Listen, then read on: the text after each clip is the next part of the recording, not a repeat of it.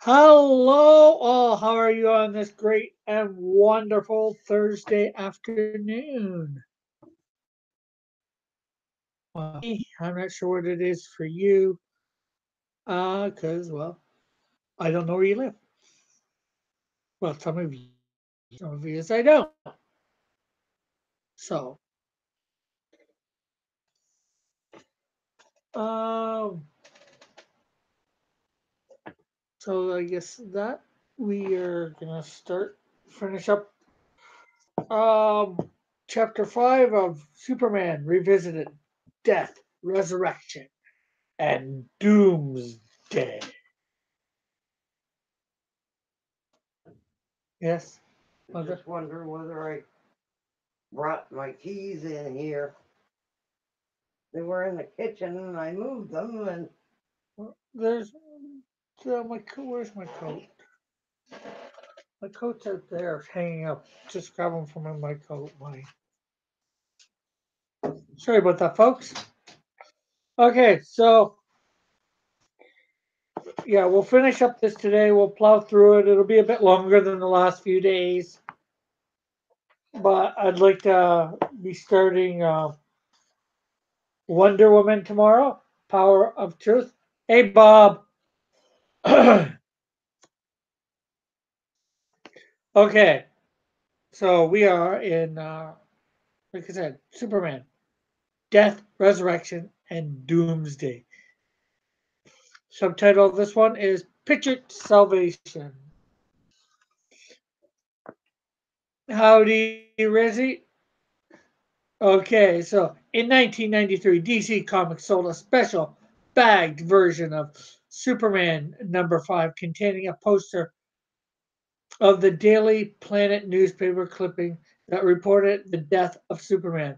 The bagged edition also included a black armband emblazoned with the Superman insignia. These symbols of grief may seem silly in retrospect, but not at the time. Newspapers and television networks gave Superman's shuffle from this mortal coil plenty of coverage.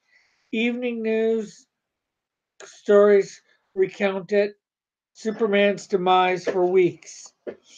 And even people who didn't regularly read comics suddenly made a run to the shops for more of the story. DC Comics was caught off guard by the swell of public interest. In response, the writers lengthened the story arc, delayed Superman's return for some months because, of course, Superman would come back. Superheroes nearly always come back, and comic fans couldn't imagine a world without Superman. At the time, though, after reading Superman number 75, we felt that something unthinkable had happened. Death had claimed someone too good to die. A symbol had passed away. Indeed, one finds it difficult not to read the symbolism into Superman's death. Consider the enemy Superman dies to defeat. Doomsday is a typical heavy handed comic book name for a villain. In this case, however, the name scarcely exaggerates the creature's potential devastation. The whole world is at risk unless some champion can stop this dreadnought.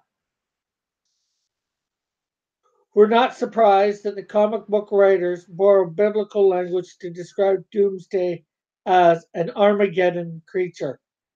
Consider this scene too.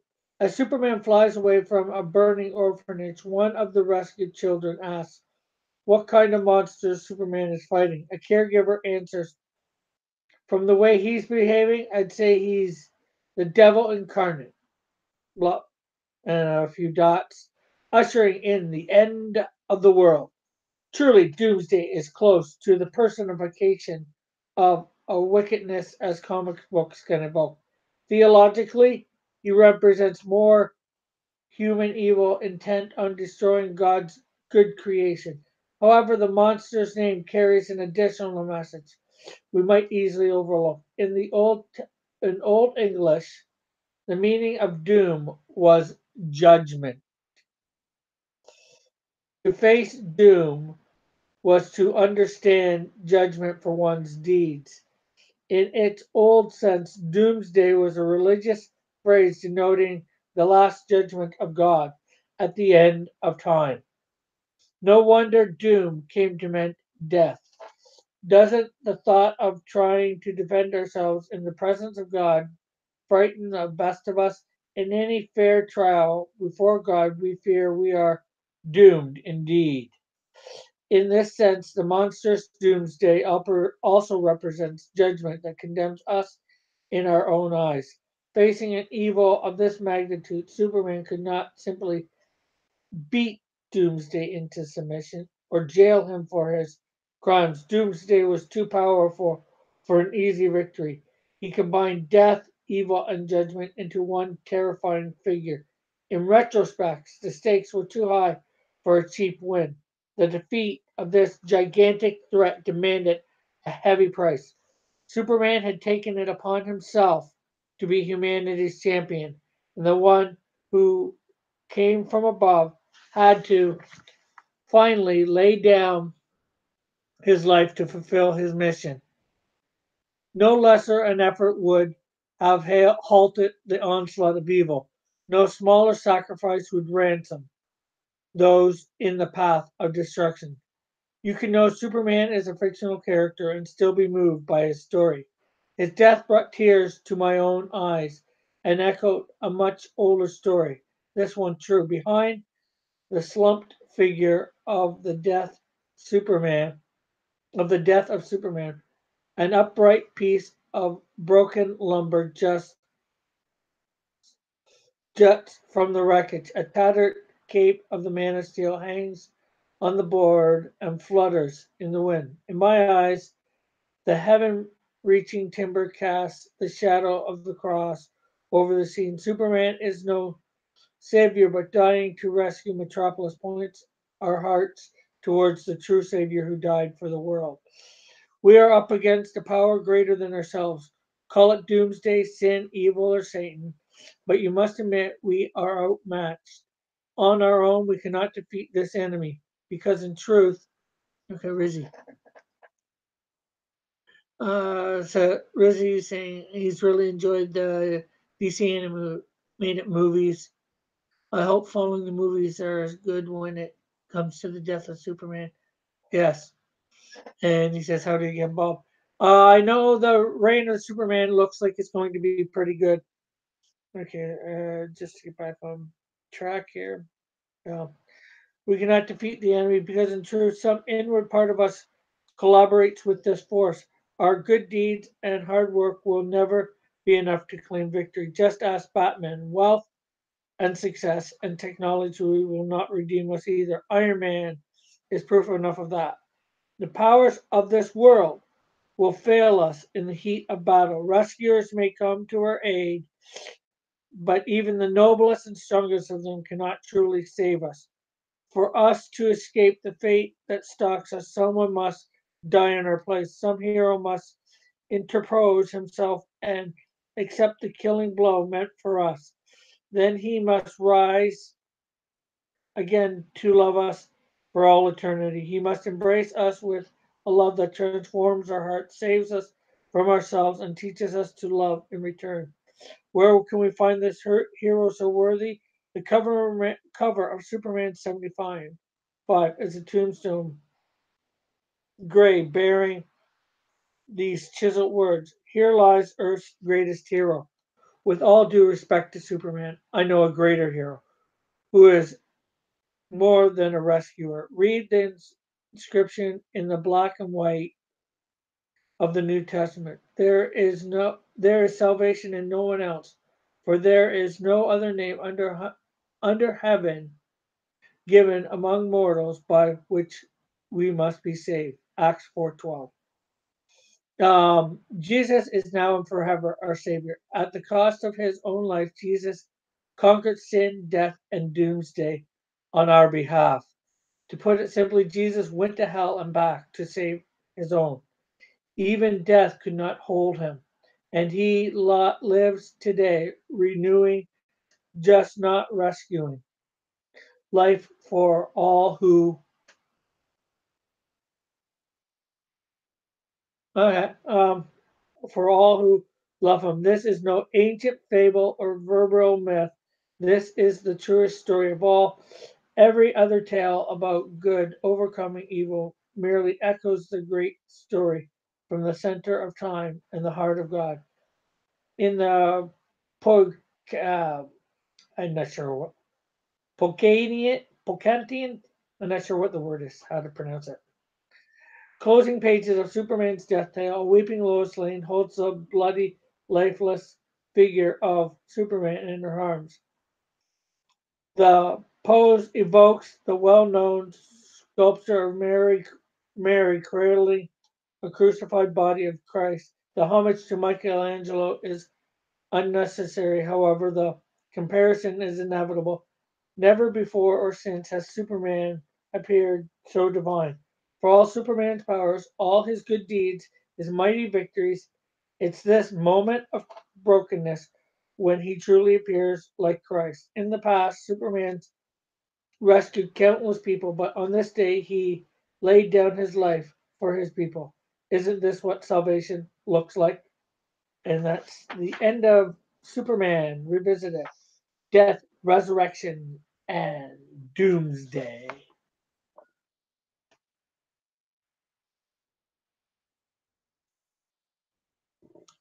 And tomorrow we will start off Wonder Woman, The Power of Truth. I'm gonna now how went John's live? Good.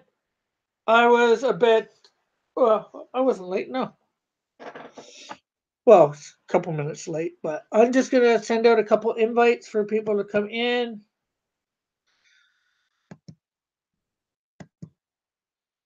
and chat while I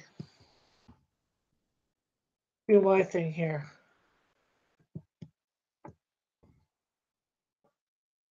Right.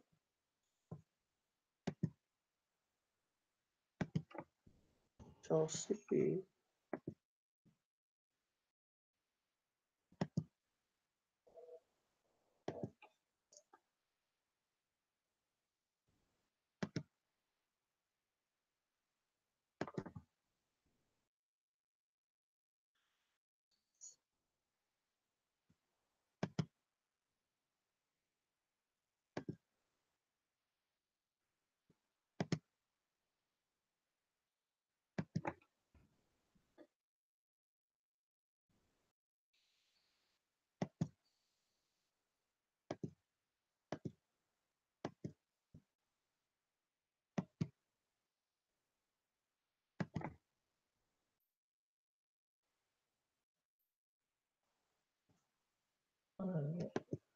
So I sent out a few invites. Not sure who's going to be able to come in.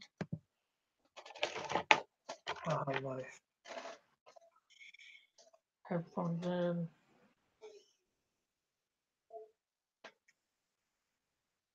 Okay. Oh, this isn't a jacket. It's sort of a sweater. Uh, and let's see. Let's share our screen.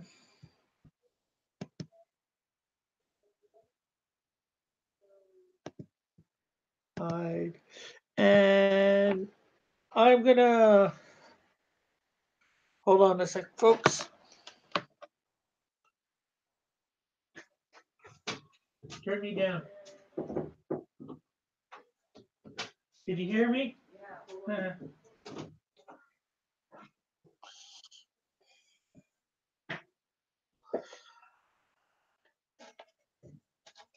okay, so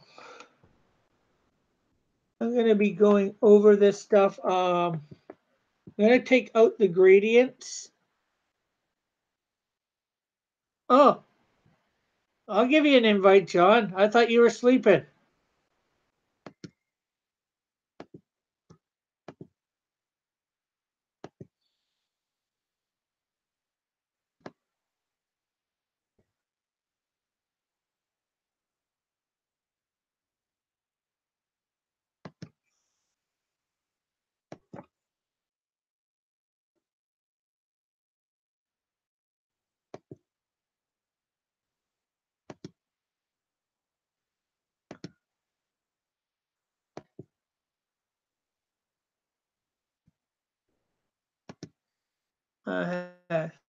So.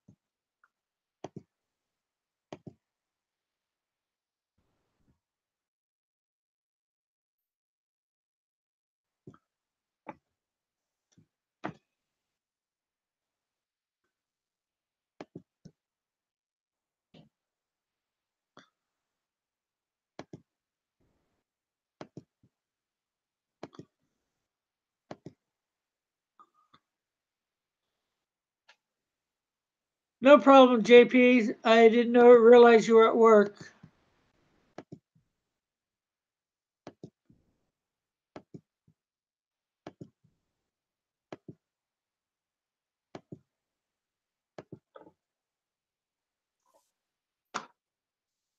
Hey, John. Hey, how are you? Good. Oh, hello, Bob the Popio.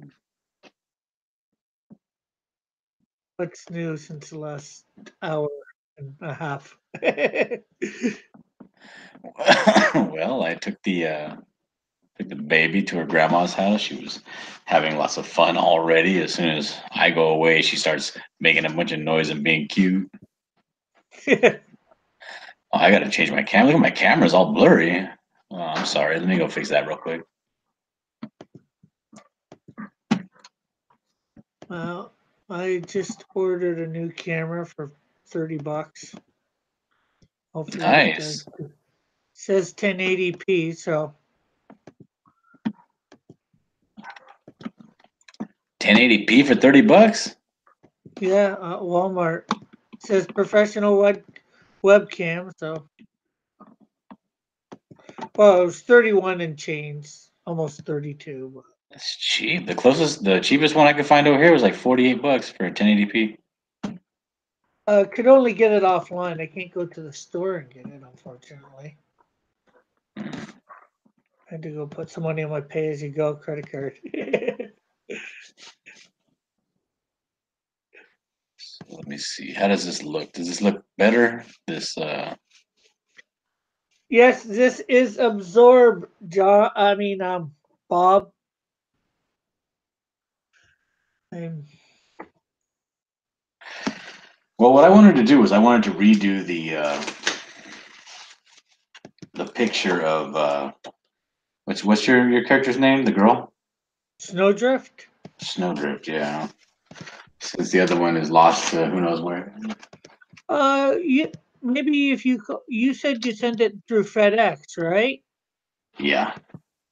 You might be able to call them, find out what's going on, say the one part of the address didn't get put on, and see whether they have it. Since you're the one that sent it, paid for it, all that. You know, Mm-hmm. somebody said about me calling, but since it's through FedEx, they got all your information. Mm-hmm. Yeah. Maybe.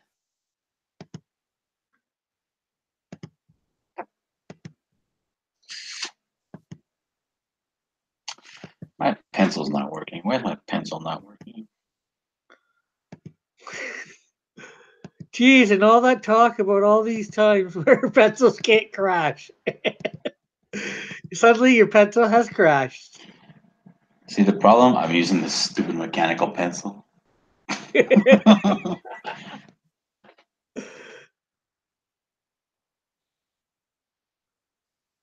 Oh, cool. JP. What's cool? Oh, JP says, I have a character that absorbs the souls of rogue souls. Oh my.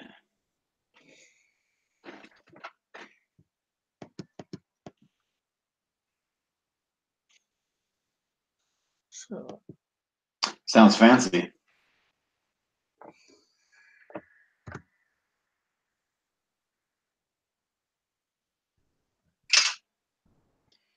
No, I like using these mechanical pencils because you can you never have to sharpen them, you know? yeah. Yeah, I started using them a little. I didn't used to like them a lot, but I picked up a few finer ones or whatever. I got a .5 and a .7, I think. Yeah, that's good. Yeah, I think these are 5s.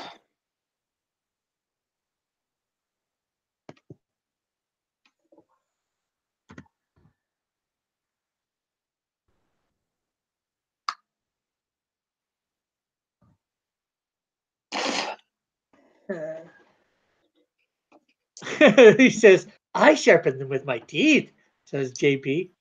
Damn, you're an animal, Jake.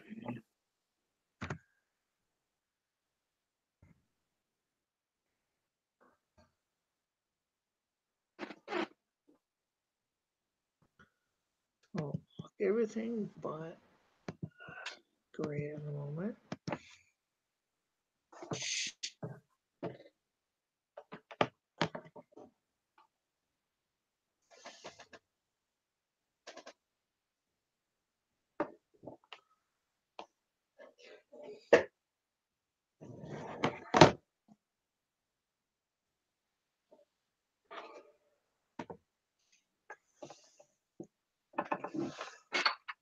All right, now that that's fixed, let's see if we can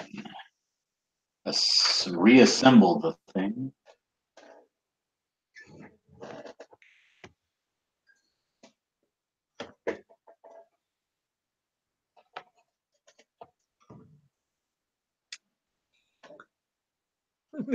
Bob says, John, watch and learn from Rick. He's talking for digital. Yeah, I tell people that I'm going to try to go digital. I'm never going digital. It's for suckers. Obviously, I do both. Yeah, you're a sucker. That's why. Well, There we go. I got my pencil working again. my pencils are not too bad. My inking sucks. That way, if I'm inking digitally, I can correct it easier. Well, my pencils are amazing, and my inking is even better. If I'm being modest. Why would you want to be modest? Especially when I'm the world's best truck driver and the father of ravens. All right. So let's do this snowdrift chick.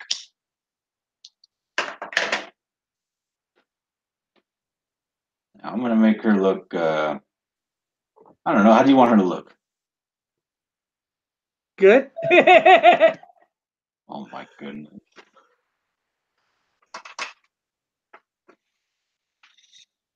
Yeah, like I'd want him to draw a bad looking snowdrift. As if he could, anyways. Oh, I can.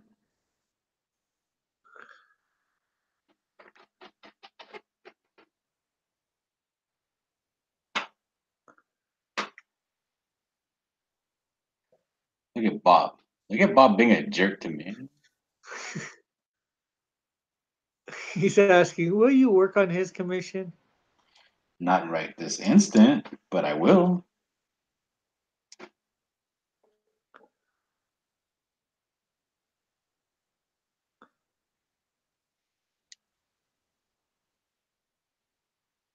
Oh, finally, those lazy bums that work in the ore mine.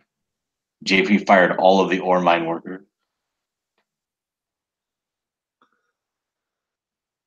They're probably asking for holidays off. Those lazy bums.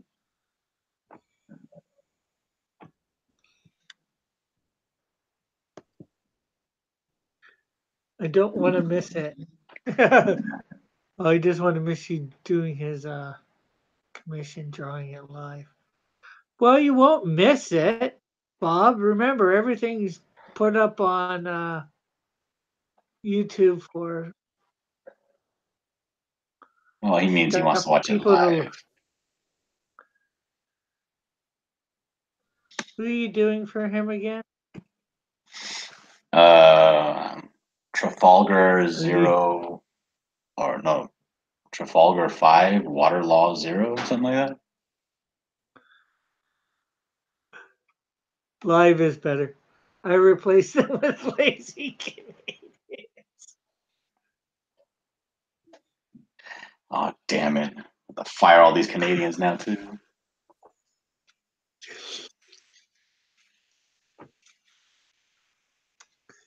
Can you see what I'm drawing, or can you not see what I'm drawing? Is it too late? Uh, it's a bit light, yeah. How about now? Is that better? Oh, I can see, yeah, I can just see it. The head. It's just a circle right now.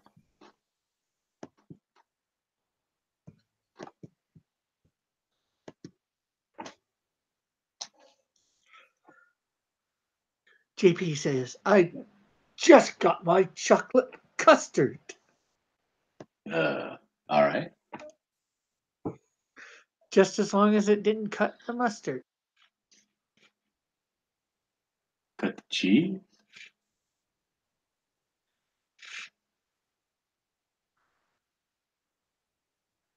You said this girl was a teen, right? No. She's 25. Yeah, somewhere around there. Her looks 25.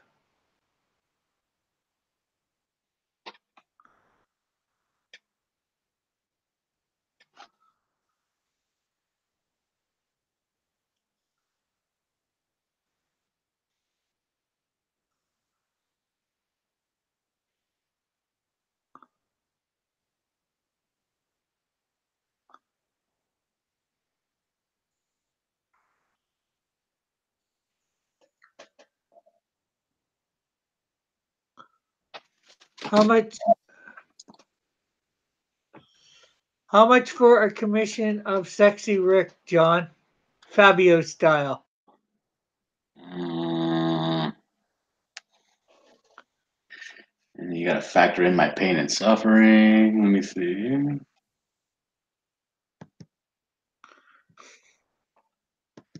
Oh, I guess I could do that for on an 8x10. I'll do it for $60. How does that sound?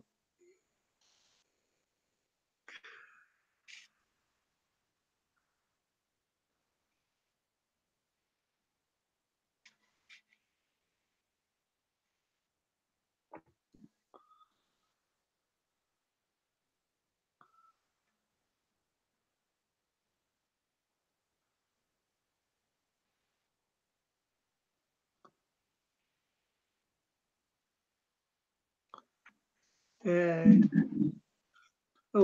is John doing Snowdrift? I believe so. And why was it locked on John? Because I was trying to see what he was saying. I didn't think it'd lock on him.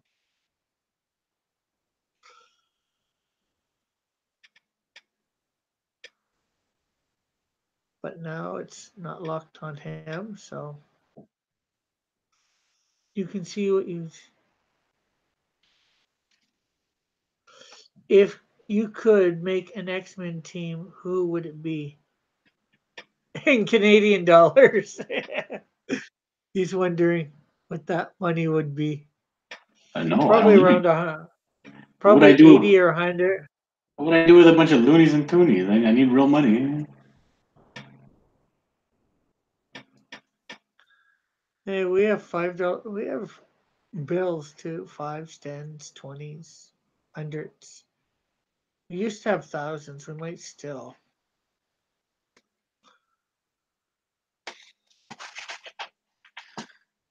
Tell you what, you give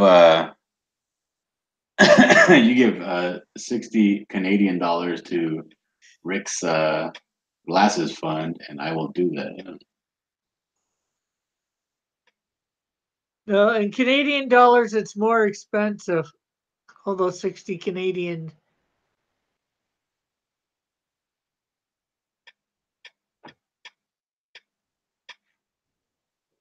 60 Canadian put into American is less than. So if you could make an X-Men team, who would it be? I'm not sure. Is he talking about making up new kinds of characters, or making up, or getting like a bunch of X-Men that already existed and putting them on one team?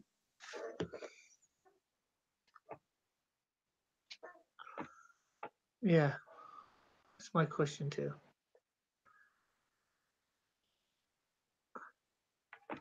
Green stamps?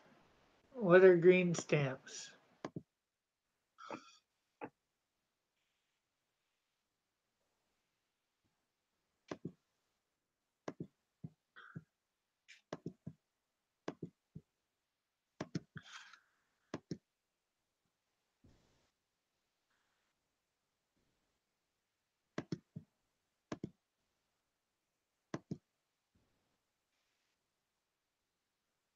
And he says, you choose for the team.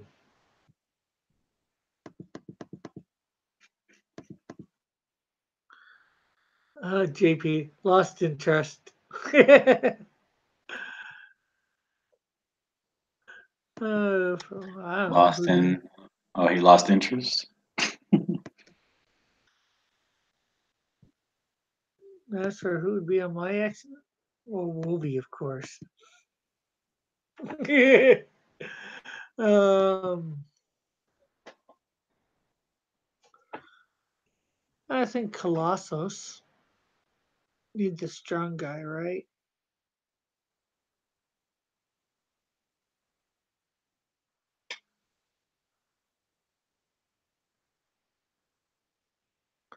Could go Beast too. You get strength and intelligence there. Oh, Rogue. Definitely Rogue. Beauty and strength.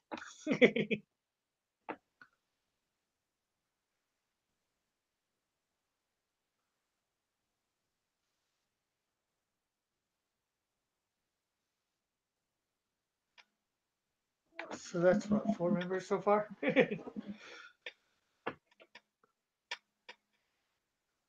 Who would be on your X-Men team, John? Let's see.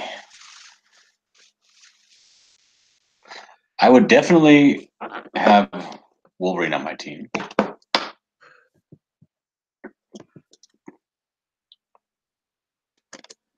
Then, let's see. I want Gambit. Wolverine and Gambit. Wolverine, Gambit, Deadpool.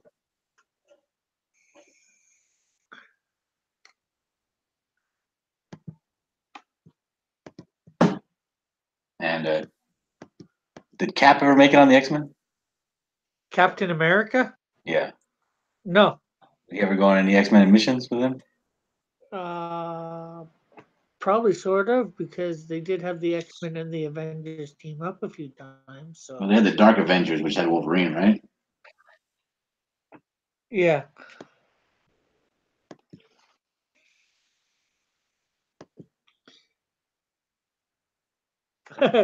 JP says, I want a superhero team, all in wheelchairs.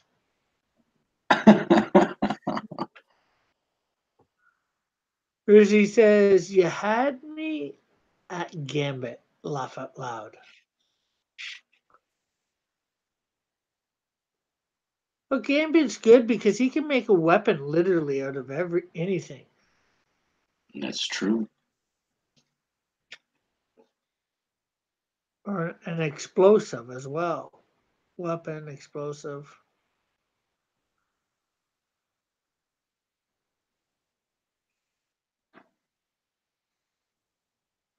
You know. Yeah, I want my team to be all dudes and all rough and tumble, hard fighting, hard farting dudes. Put Forge on there too. Oh yeah, Forge is good. Oh, Yeah. there's one for mine. Bishop. All right. I was gonna say Bishop. Yeah, it's gonna be Wolverine, Gambit, Cable, Bishop, Forge, and who else did I say? Deadpool. And Deadpool. There you go. That's my X-Men team. No, I haven't seen the Pokemon trailer yet. Oh my God, go watch that trailer.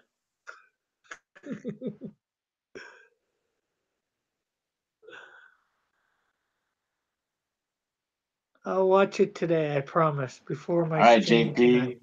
I will see you later, JP. Okay, No, it later, looks so good JP. because the thing is, you remember that movie that came out, Ready Player One? Yeah, And there was just so much going on in the background, and it was too much to look at, to be honest. Too many things going on. This one looks like that, but just not as many things to look at. So you can actually see everything. You know what I mean? yeah.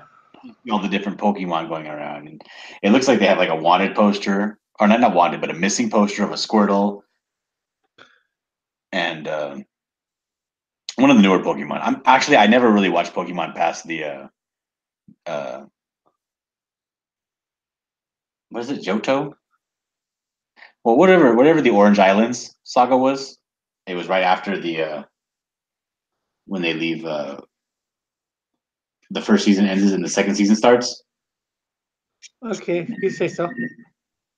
Yeah, and I'm sorry. What the hell did this girl look like again? What was her costume? What did her hair look like? Was her hair up or was it down or what was it? Down. It was down. Yeah, let's see. Do it. And how long was her hair? Shoulder, just under shoulder length. Not super long. That's really short, just like a bob. No, well, longer. I guess. Hold Here, on, let me go look up Cross Comics. Hold on a second.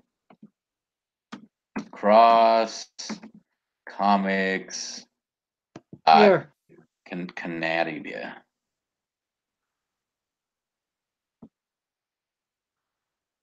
There she is. Oh, so her hair goes like to her mid back. It's not just at the shoulder. Yeah. Can you see my screen now? I can see it. Yeah, she has bangs. A little bit. All right, we'll see what we can do with that.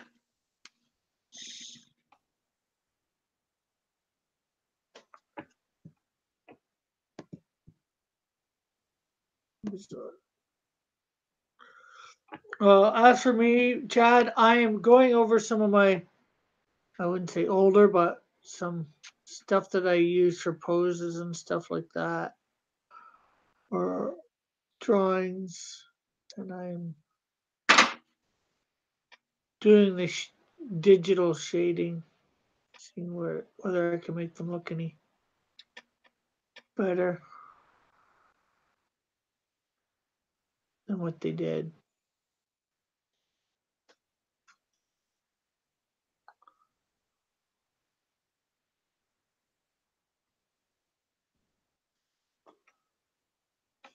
Or I did a while back. And I'm just going alphabetically through the ones I've already done.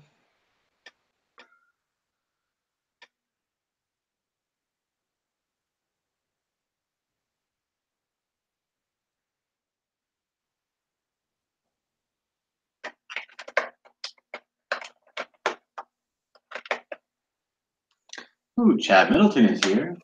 He says, Yeah. "What you guys drawing?" I'm drawing Rick's character, Snowdrift. And I'm shading various characters of mine at the moment. I'm doing Absorb, one of my villains. Appears in Canadian Shield number 3.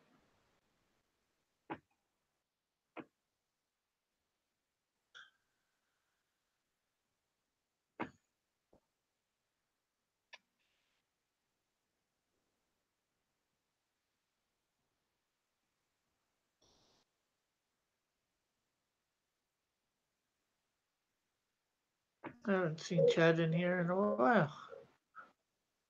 Chad, where you been at?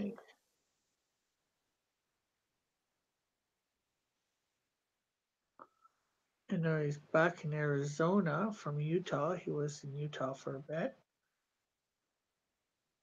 Utah is nice. Trying to deal with some dental problems.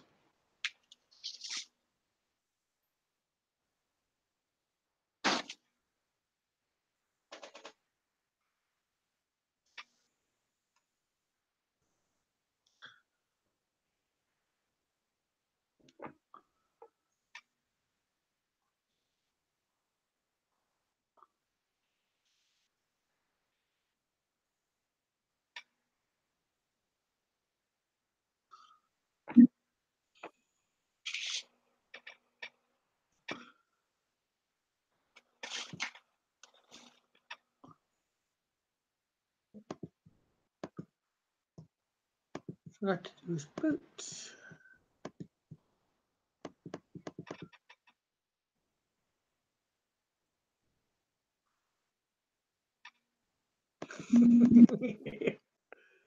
Yeah, apparently I was. You're nasty, Rick. Yeah, real nasty. Gross.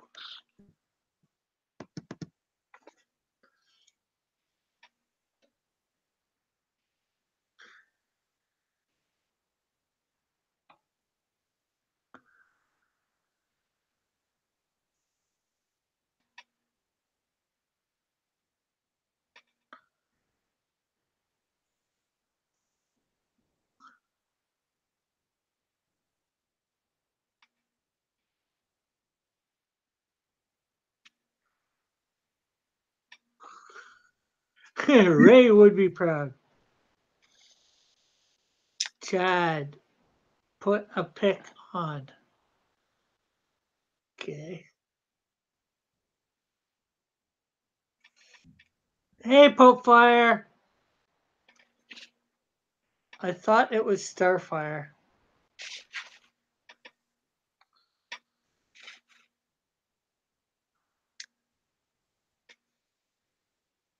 She thought you were doing Starfire when you were doing Snowdrift.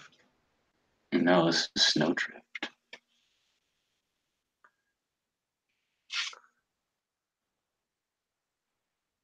How are you today, Pope Fire?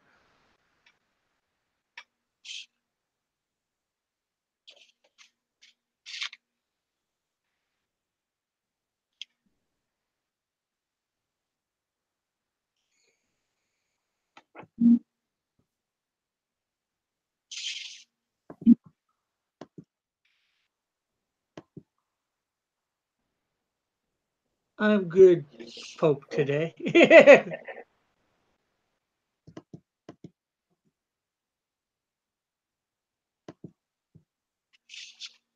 How is your leg healing? I think it is.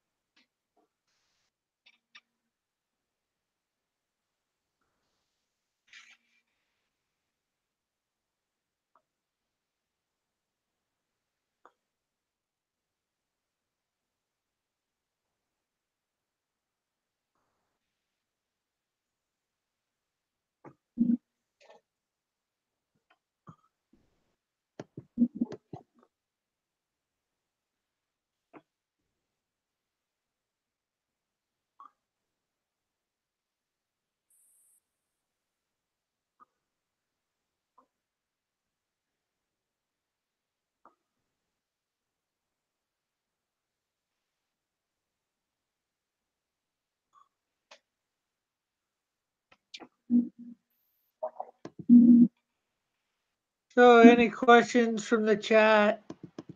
Not the Chad, but the chat, although Chad is part of the chat.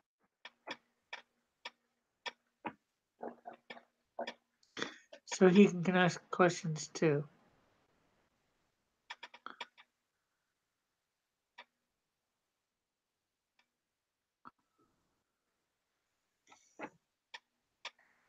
for me or John or anything you guys want to talk about? Rizzy, take care. Almost 2 a.m. here, so catch you on the other side.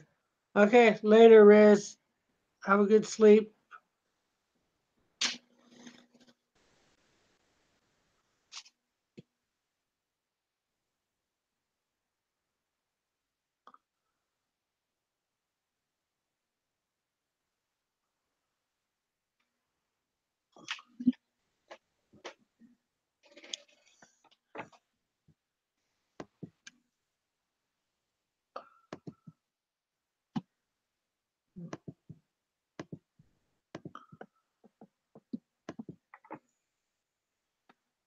Bob says, Rick, now that you saw my drawings, tell John I'm better than him.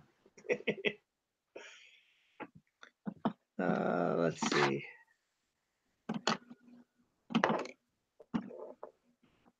I gotta remember.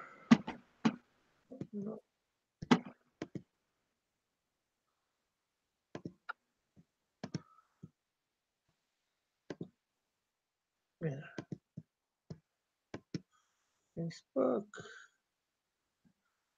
Messenger.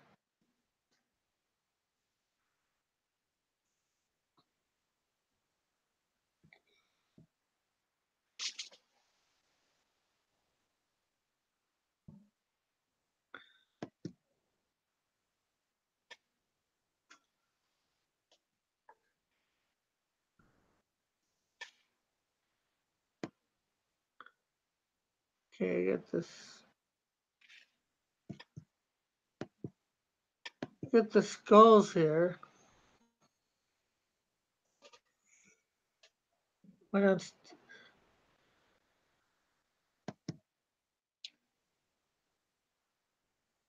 Yeah, those skulls are pretty good, eh, John? I'm Would sorry, you say you can?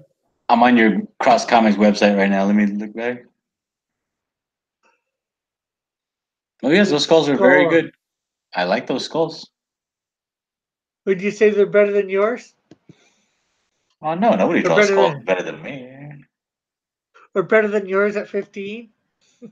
Oh yeah, the skulls I was doing at 15 were pretty much just copies of the. Remember the wrestler Stone Cold Steve Austin? Yeah. He had the skull T-shirts, the smoking skull belt, and all that stuff. I would just draw those skulls over and over again. Yeah, those are very good. Those are very good. Much better than me at 15. So there you go, Bob.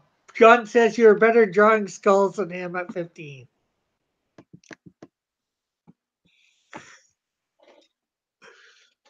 I hope you're happy now that you've demoralized me.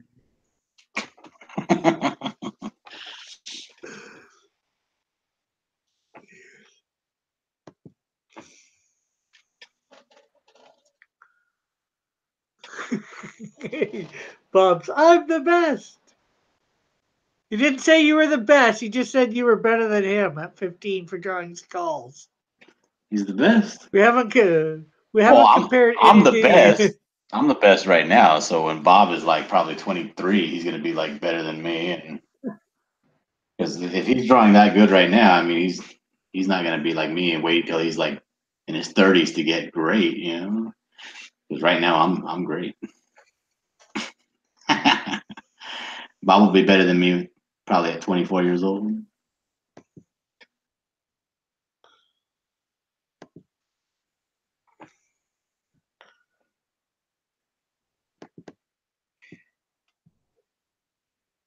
Than you were at 24 on drawing.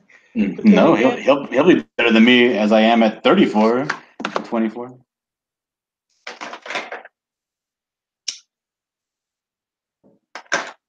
Now, if he's ever going to be faster than me, I don't know.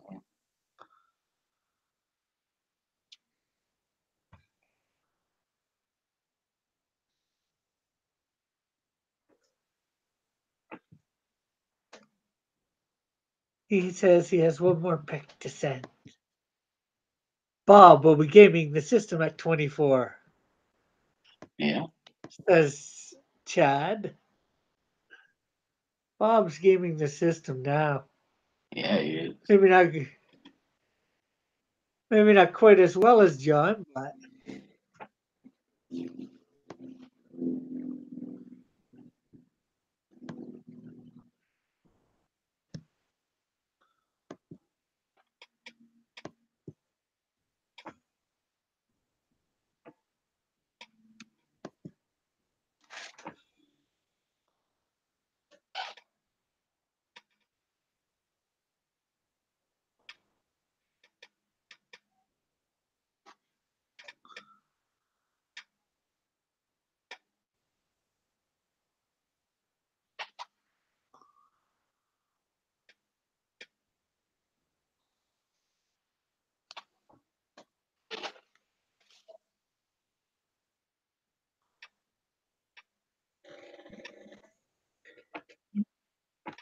yes, we have Thanksgiving in Canada, Chad. We had it a month ago. Over a month ago. Why are you guys so weird? We're not weird, we're smart. We have it over a month away from Christmas. Well, so do we. Two. Yeah, well, just barely. Why do you have it so close to Halloween?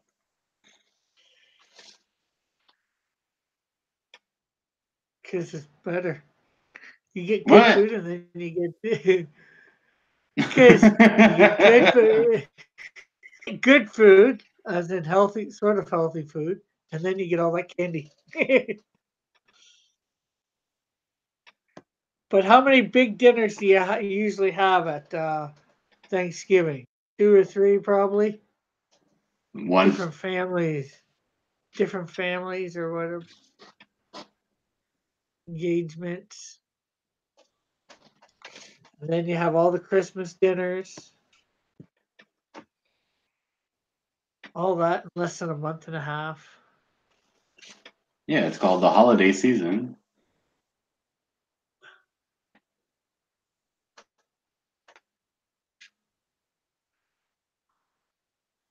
This way you have spread it over 2.5 months instead of a month and a half. And actually, I think we had Thanksgiving first, from what I've heard.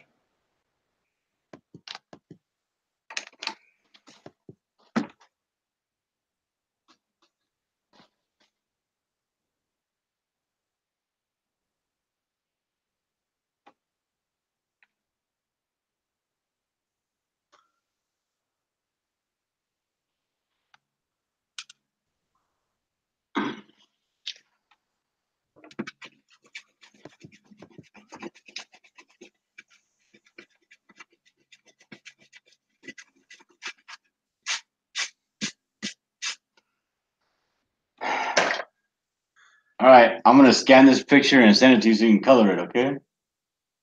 Okay. You want to color it right now? Oh, probably in the next day or so. Boo! I'm gonna color it myself then. I'll probably. Pardon? I just color it myself then.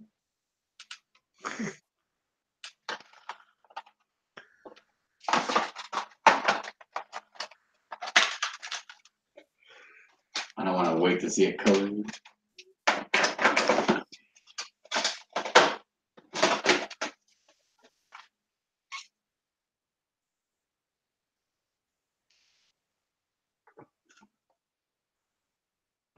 So is her skin all blue as well? No. Because it has like a purplish blue tinge. So what color is her Okay. skin? Regular. One time that I was gonna probably do her skin blue, but I thought, nah. Heck, just that hair is like a wig.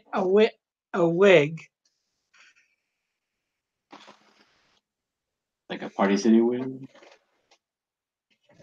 Just a blue wig. Blue haired wig. Is she a man in a wig? Not. Definitely not a man in a wig.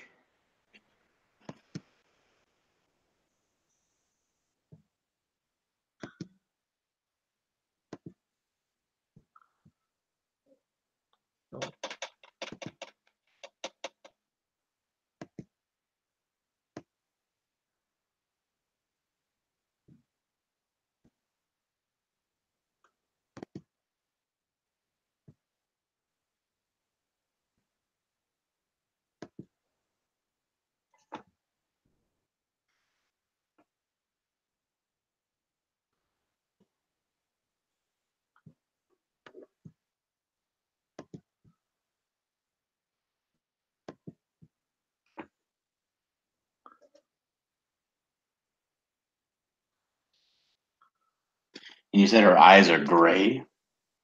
Yeah.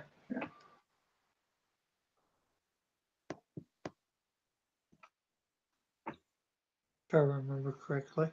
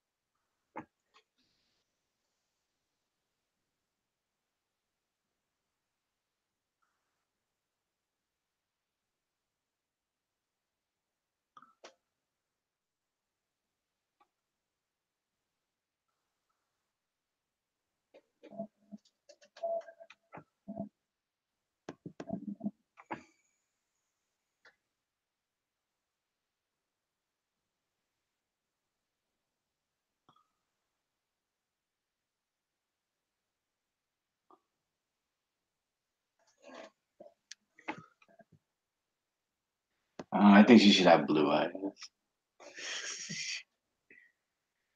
This gray doesn't look right.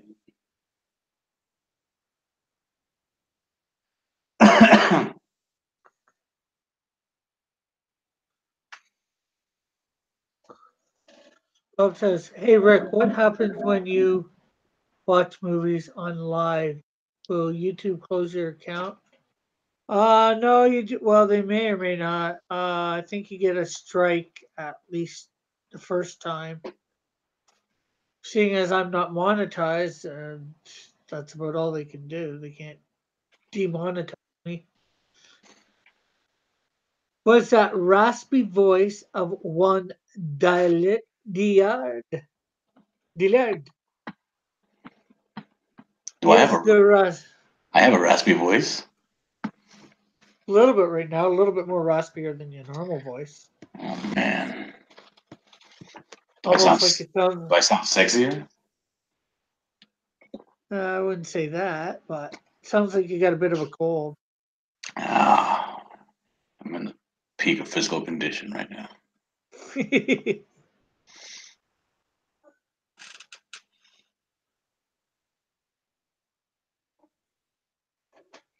Either that or you've just been talking too much.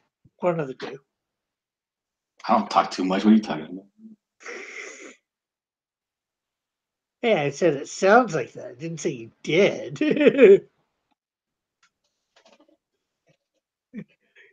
Ortez says, never sounded sexy. More like a wounded sea lion, eh? And Bob is not French. What are you talking about? I said E-R-T Taz, not Bob. Although Bob. Tez is not. He's not French either. I don't know why I was doing that accent. Because you hanging around Canadians too much.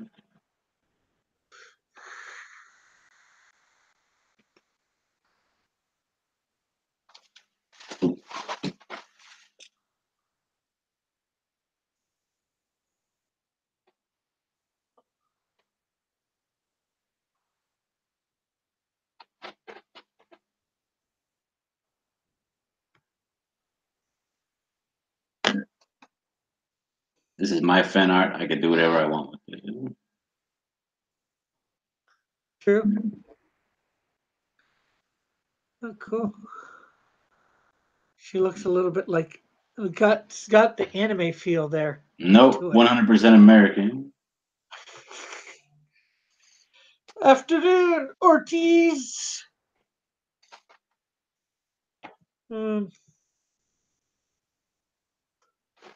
Okay, so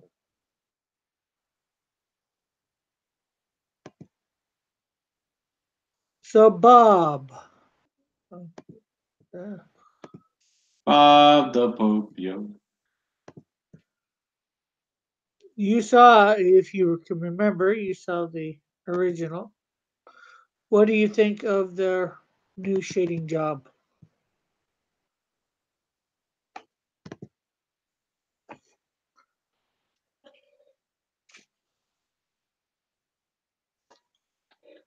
Well, Rizzy's left Ortez. It's Ortiz. Ortiz.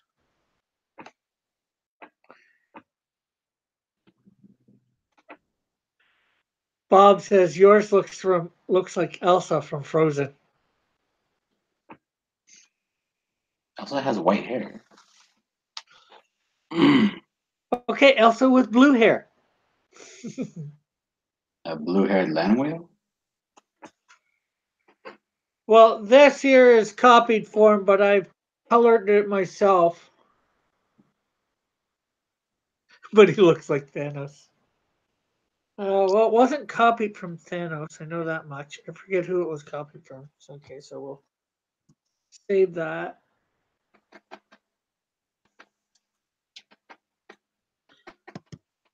And we'll say export as.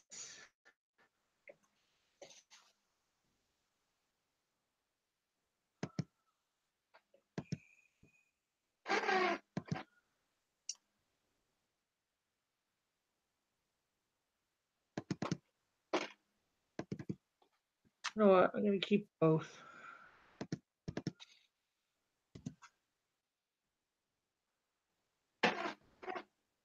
for PNG form, anyways.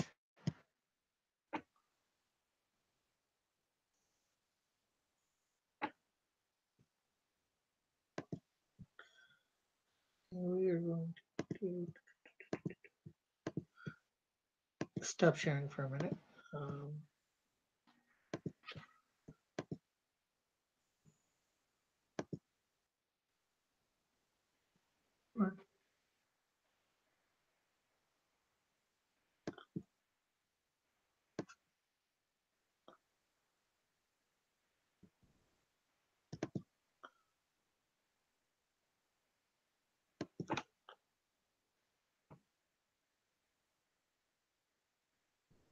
Let's see.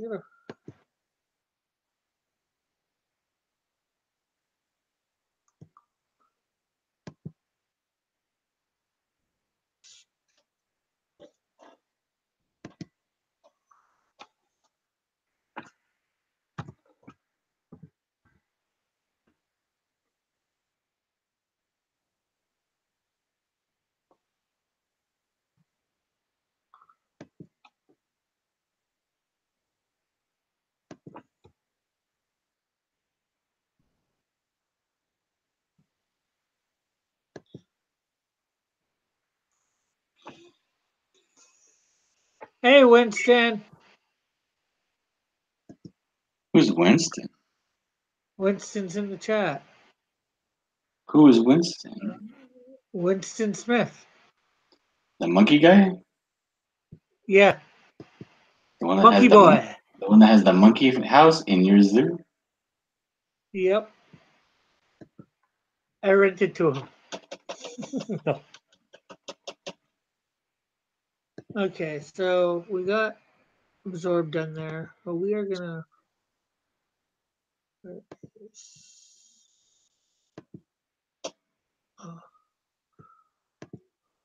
Okay, we started working on this yesterday, making this pose into electide. So we are going to finish that, at least hopefully get the costume on there today and maybe some coloring.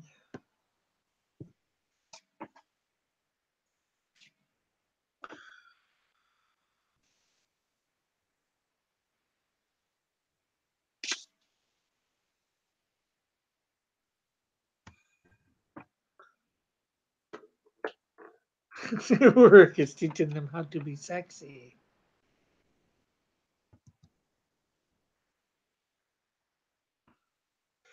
I wish I could join, but I'm still okay. I didn't know Ortiz. Thought I'd send it out.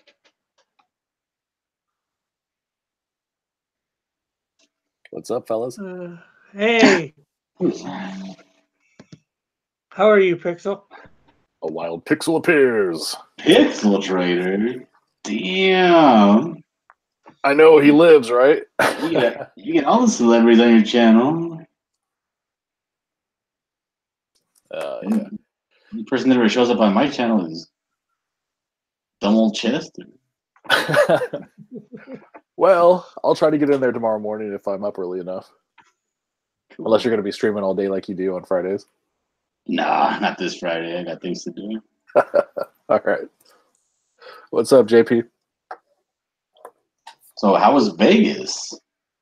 Vegas was Vegas, man. You know what happens there. It's a lot of money lost, bunch of shows you get to go see, and laughing at drunk people falling all over the place. Good time. But I got thought to what go happened see, in Vegas. Stays in Vegas. Most of it does, including Yeah. the money. Yeah. No, it wasn't too bad. We had a good time. We saw a bunch of different shows, though. We saw 3 Cirque shows, Blue Man Group, and a few other things, and then ate a ton of food, which was probably a bad thing to do, but had to go check out a couple different buffets. Man, you know what? I don't think I'm ever going to do a buffet again when I go to Vegas. The food just isn't up to the quality, and they're charging you so much money to be able to get into those things. You're better off just going to a steakhouse and paying that kind of money for a nice steak. Yeah, it used to be like super cheap for a buffet over there. Now it's just like going to a regularized restaurant. Yeah.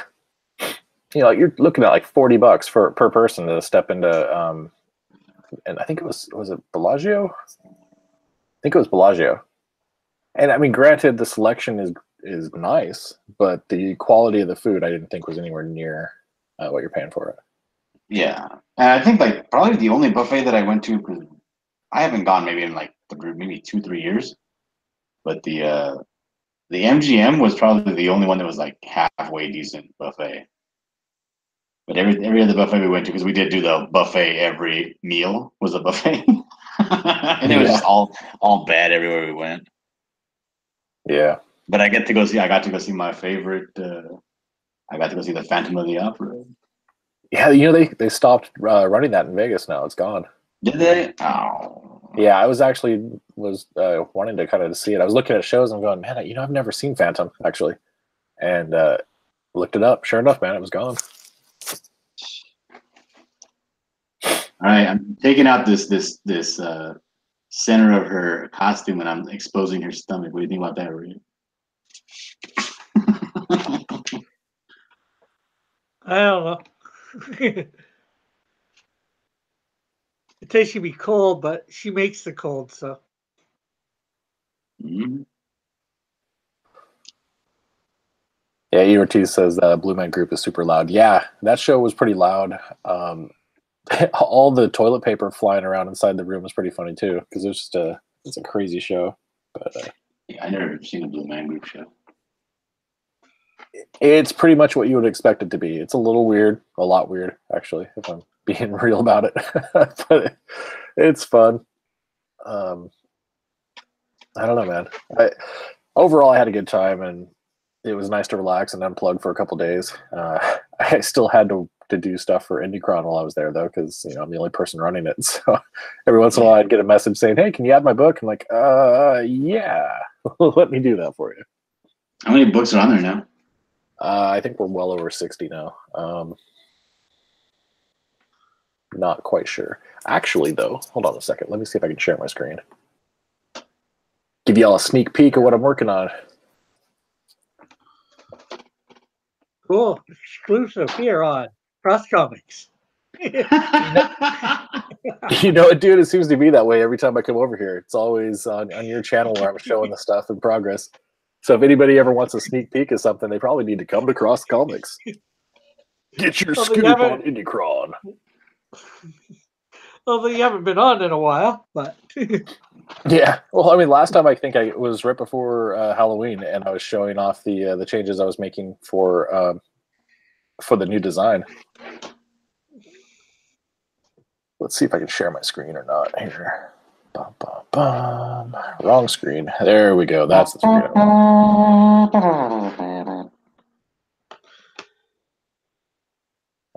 get this thing shrunk down a little bit. And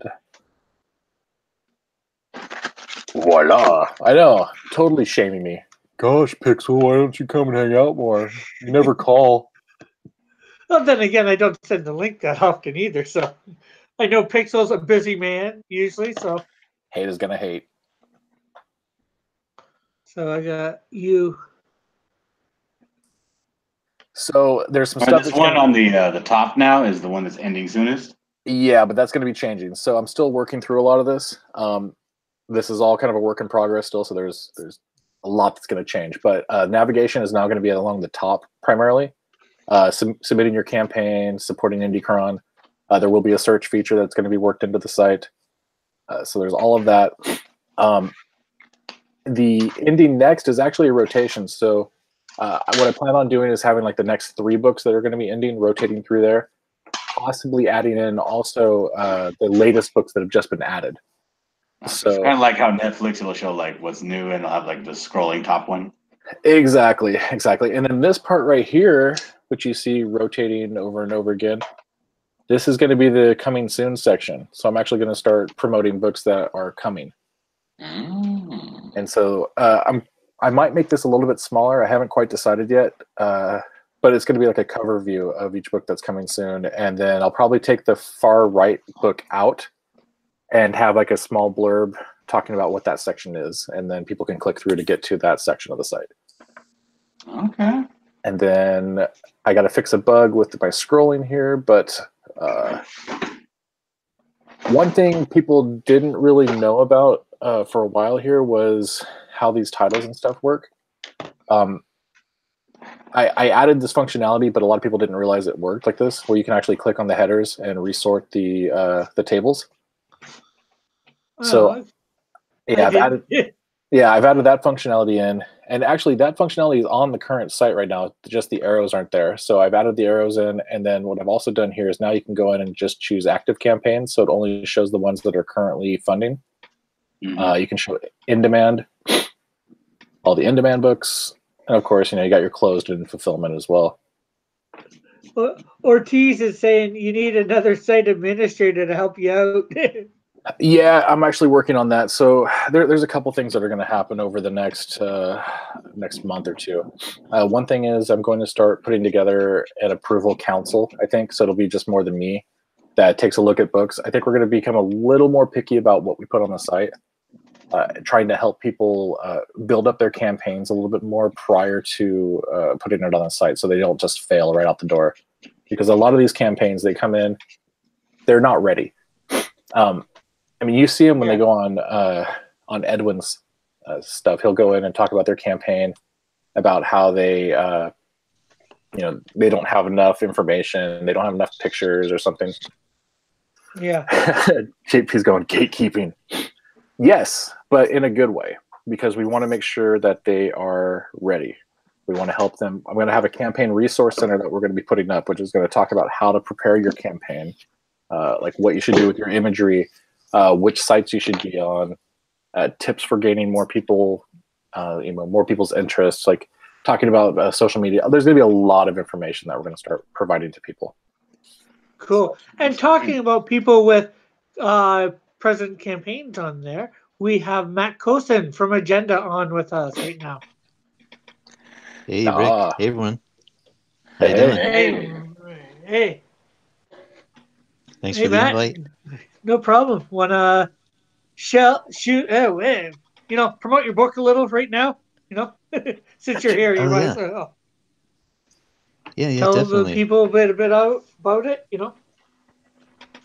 Yeah. James and I, James Hudnall, the writer, co-creator. He's the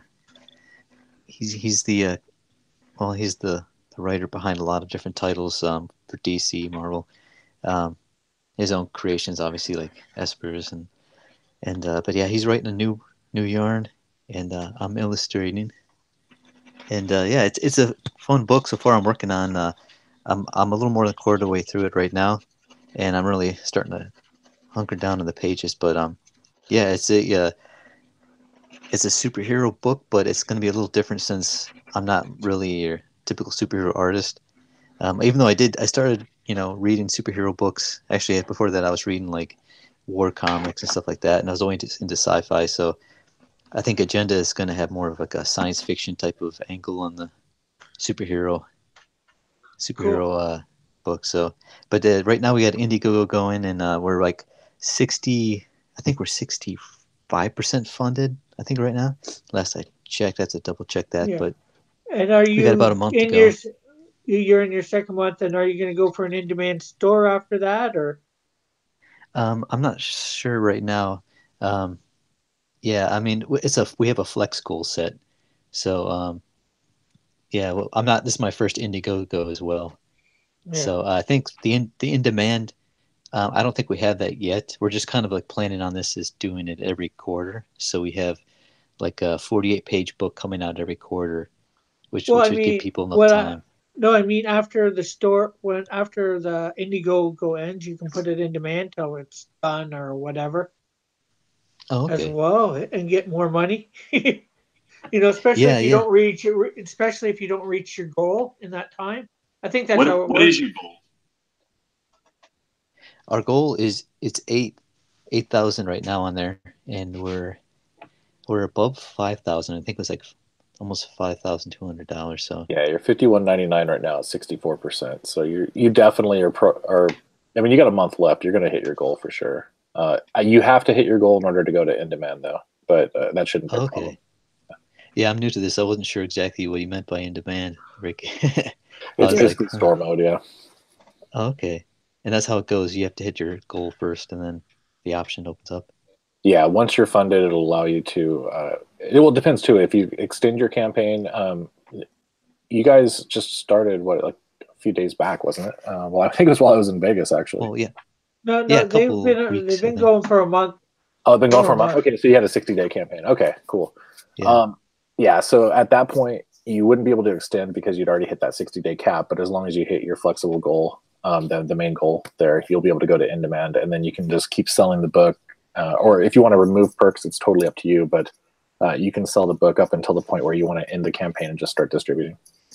Oh, Yeah. okay, I see.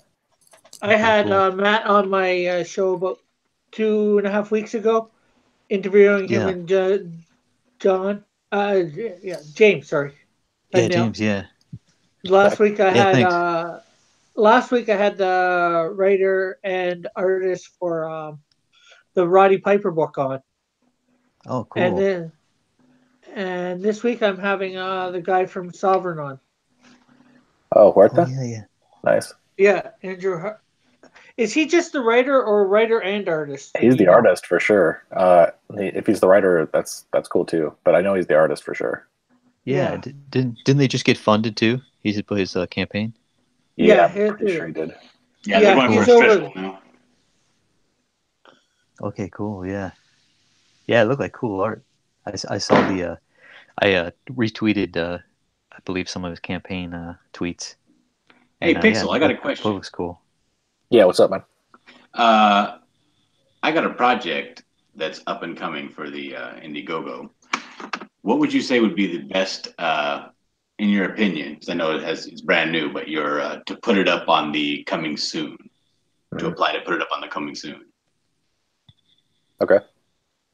Like a month out, 2 months out, 30 days out, 15 days out. I would say honestly, probably 3 to 6 months, somewhere in there, because you're going to be pushing the book quite a bit. You're going to be getting out to other people and kind of doing things along the way. I mean, it's totally up to you.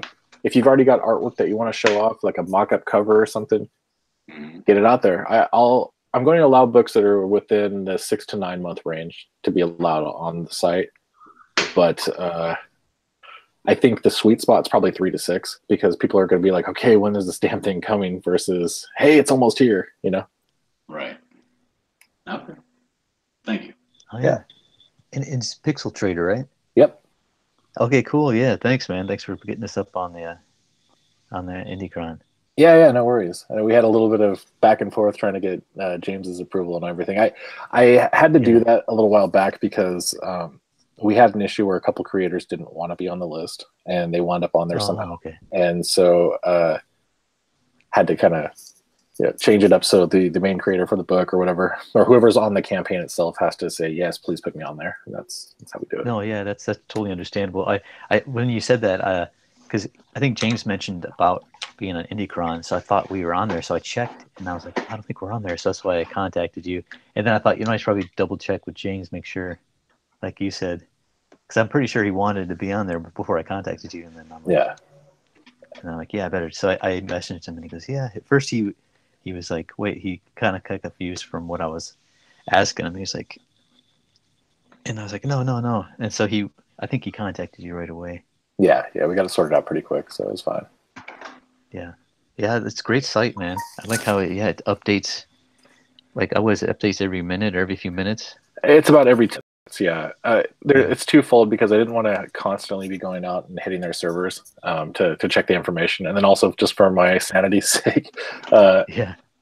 If it's updating all that fast, what'll tend to happen is it might overwhelm the database because of how many things I'm checking. And I had some issues early on where I got the hug of death from Reddit. I had so many people hitting the site that I had to start caching pages. And so now it's fine. We're good, but yeah, it's about every 10 minutes or so. And I think that's definitely good. Yeah, I think that's fine. The only time where it kind of gets kind of out of sync is when a campaign is really blowing up. And at that point, people should really be on their campaign page pointing at it, talking about it and everything anyway. But just for standard, checking everything out and being able to talk about other campaigns and just seeing an overall view of how everything goes, I think it's perfect for that. Yeah. I mean, since this is my first campaign for this, I was wondering like how often, because I don't want to keep on shilling the same thing over and over. So I'm trying to think of ways where I could let people know about it without sounding redundant. So I've been trying to come up with, for instance, I have a contest going where people share the Indiegogo link. They can enter to win like some free art, and they get that out there.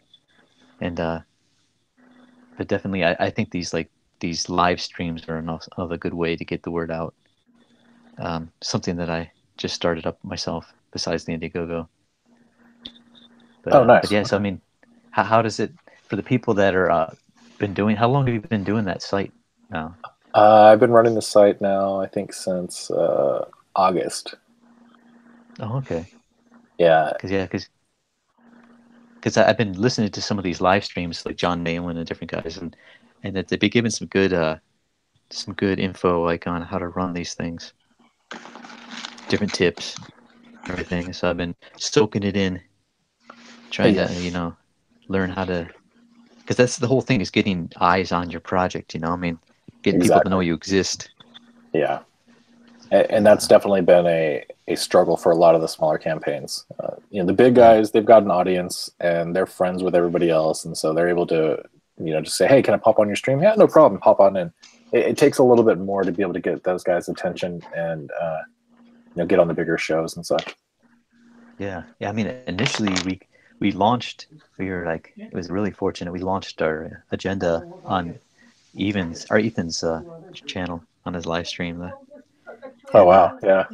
Yeah, that was really. I mean, the first hour or two, we got up to over 1,000, probably 2,000 almost, and yeah. So definitely being on that got a lot of attention, and then I was on Drawn and Quartered, the 7th round, and that helped out a lot too.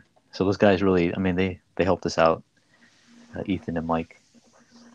So they're really cool.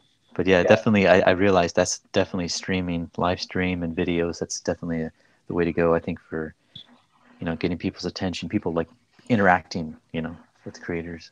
Yeah, absolutely. Building up your audience and getting people excited about it leading up to the actual book going live is key. If you can, at least start building a lot of buzz within I'd say at least a month out, at the very least. By the time you've hit launch date, you should have pretty good momentum going if you've got enough of a following. But yeah, you guys did it right. I mean, getting on Ethan's show, that's huge. That helped out big time, because we didn't prepare it. We should have, like you said, we should have advertised and got the word out a month ahead, but we kind of just launched it because, but that helped definitely boost us being on that for the launch. Yeah. Yeah, it's interesting too. I've been looking at how people get on and interact with each other and such, and it's people talking about, oh, I want to get on Ethan's show, and I've been trying to get a hold of him. I've been trying to get a hold of him. It's funny for me too because like I try to get a hold of Ethan, and I'm trying to help all these guys. I've made thousands of dollars for all these creators now through the site, and I still can't get a hold of people.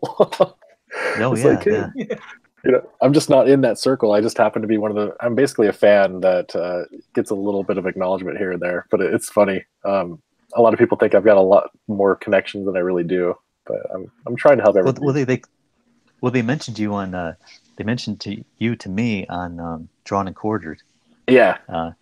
Yeah, they go, you got to hit hold of Pixel Trader, and I'm like, and then they mentioned the site and Unicron. I'm like, I was like writing it down while they're telling me. I was like I don't know who that is. I'm gonna contact. What is that? I'm thinking, what is Pixel Trader? I'm like, I'm trying to figure out. It's all new to me. Yeah. So I was glad to get hold of you. It's nice that they've been pitching the site, and actually, I know Edwin. He does his show every week now, and he keeps the site up pretty much the entire show, and then just bounces between different books and stuff. So he's been a really big proponent for the site. Oh yeah. He's one of the guys who he mentioned it. So yeah, he's a good guy. Yeah, he's cool. He's got that voice, that good narrator radio voice. Yeah. At first, I was like, man, that voice sounds familiar. I heard that first time I heard him. I'm like, what is he from, some show or something? It sounds familiar. But he's got that low register. That voice is really low, and then he's got the. It's not really southern. I can't remember where he said he was from, like Missouri or Arkansas or something like that. Where it's got that little bit of a country kind of tinge on it, and it's interesting. Yeah, it's a little bit. Yeah, I was trying to place the accent too. There's a little bit of an accent there. I mean, not as strong as some Canadian accents I know. Yeah, like mine, eh? You know what I mean, eh? Don't you know? Actually, don't you know is Minnesota more than anything else. But yeah. Oh yeah, don't you know Minnesota? Minnesota. You got us hanging out in California with our, I don't know, surfer / lazy English thing going on. Yeah, we got to say. I really do think that the Indicron site is going to be really instrumental, because the thing is, like, what the main problem is that there's just not enough big platforms out there to promote these books, and the thing is, and the big guys, the big dogs can only handle so much. So there needs to be like a bigger network. So there needs to be more channels that are in between the 80,000 subscribers and then the 200 subscribers. We need a bigger group of people that are in like the mid range, which is kind of like what we were trying to set up with the gatekeepers. Like make a group so that you can share and make friends, and so that grow your the base, so that you can actually go to many different channels. That way these channels don't bear the burden of having to support all the smaller guys, when the smaller guys can easily support themselves. There's talent out there to support themselves. They just don't have platform. Yep. Yeah. Oh, one thing you might want to do, Matt, if you can, is live stream some of your drawing of the comic book too. That's what I was debating. I was thinking, maybe I should just start doing that, posting up like some screenshots also of, or not screenshots, but just photos of some of the work in progress. But yeah, definitely live streaming it. Yeah, because people love seeing Ethan and Mike could do that and all that, and all us other artists. They like seeing you do your art. Then it's just getting somebody in to talk to or whatever, or chat becoming, because it can be hard to talk to yourself while drawing. Yeah. Yeah, I tried that. Pixels, what do you think of my new icon? Do I look like an arrogant bastard? I think you nailed it.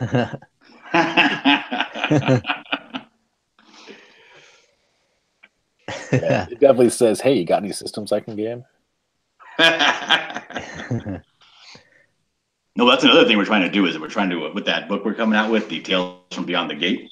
What we're going to try to do to tweak the system and game the system a little bit is probably go to these bigger creators and just outright hire some of them to do little one-page, one-shot stories. That way we can get those bigger names on the book, and then they would realistically we'll get them at like a rate for like, I don't know what the average page rate is, but we'll pay them like, I don't know, $300 for inks for a little 1-page thing, maybe 400, and then give them spec so that they have incentive to go out there and get us on their channels and shill. You know what I mean? Yeah. So if the book does well, Yeah. everybody does well. Yeah.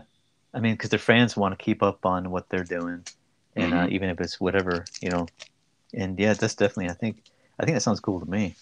Doing that type of thing, it's smart. I think we need a single page kind of advertised link out kind of thing, like tucked into the back. Like, if you want to see your campaign, blah blah blah blah blah, check out Edwin Boyette. Well, and one thing we should probably do too, it might be a good idea, is I think it was Chester saying in Alterna, I think it's Alterna, for one of their comic books for 1 month, it's $100 to put in a full page advertisement. That's a pretty good price. Oh yeah. Yeah, I'll put in like $300 and just be like, hey, what are your 3 most popular books? And just run it for a month before the Indiegogo even comes out the month before. Oh yeah, that's definitely. See, that's one thing I wish we would have done. Just got the word out before we even started this. But now we're in it, and I'm gonna try to learn as many lessons as possible in this first run. And, But yeah, I like listening to you guys and different people on streams and just getting ideas here and there. Keep notes for myself. If you and There's James a lot of want to strategy come, in it. yeah, maybe I can get you and James on and back on in a couple of weeks. Do whatever I can. Yeah, that'd be cool. I'm up a few subscribers since then, so. Yeah, cool. And it's a good experience too, because I'm learning how to talk on these live streams, and yeah, it's definitely it's fun too. I gotta say. Yeah, I've made Saturday nights now my 10 p.m. slot about promoting some book on the Indicron. So cool. That's not in demand. That's like active. Don't want to promote a closed book, right? Yeah. Damn it! How do you spell character? CHARACTER.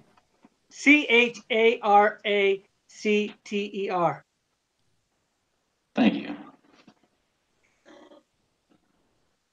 I'm going to tweet out right now of that little picture I just finished.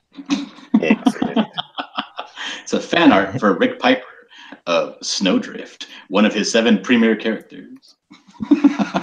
Cool. One of his 7 million premier characters. I may have 7 million characters, but I only got 7 premier characters. Okay. But I don't even have 7 million characters. I don't think there's 7 million characters with all the comic companies combined. Never know. Yeah, probably not. Hey. But considering how prolific creators are, it's hard to say for sure. Yeah. Well, there's a lot of failed characters, right? That you don't see. They might get one appearance. Oh yeah, I've got a book full of Marvel. Like what is it? Marvel. You remember those old from the '80s? They had the Marvel Book of the Dead. Marvel different an index of all these characters that made one-shot appearances, and they're just weird. Kind of some of them are dumpy looking characters, but I don't know. It kind of interests me. Weird Marvel characters that never lasted more than a few issues. Yeah, they got DUC ones like that too. What do you think of that, Rick? I put a little bit of a soap opera haze on it. This definitely looks very anime-ish, which I don't mind. Talking about this is true blue American artistic.